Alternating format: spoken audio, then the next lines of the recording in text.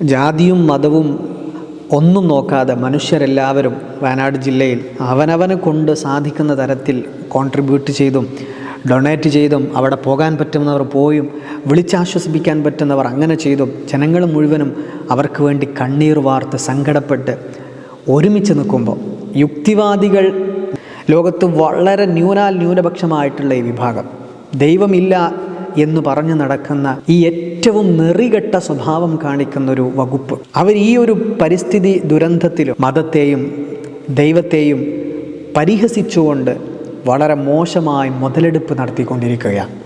സാധാരണക്കാരായ ജനങ്ങൾ ഈ ഈ തീവ്രവാദികളെ തിരിച്ചറിയേണ്ട ഒരു ഘട്ടം കൂടിയാണിത്.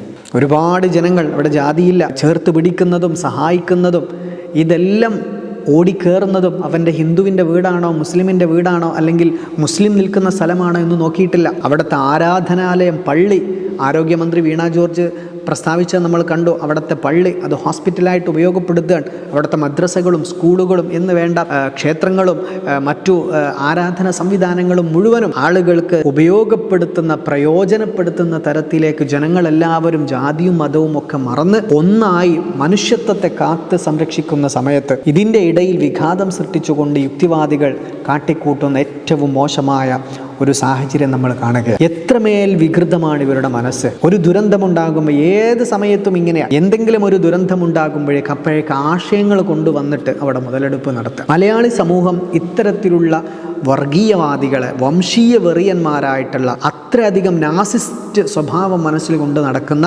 യഥീസ്റ്റുകളായ യുക്തിവാദികളായ ജനങ്ങൾ ഒറ്റപ്പെടുത്തണം എന്നാണ് ഈ സമയത്ത് എനിക്ക് നിങ്ങളോട് പറയാനുള്ളത്. അത്തരം ജനവിഭാഗത്തെ അടുപ്പിക്കാൻ പോലും പറ്റാത്ത തരത്തിലുള്ള സ്വഭാവമാണ് അവർ കാണിക്കുന്നത്.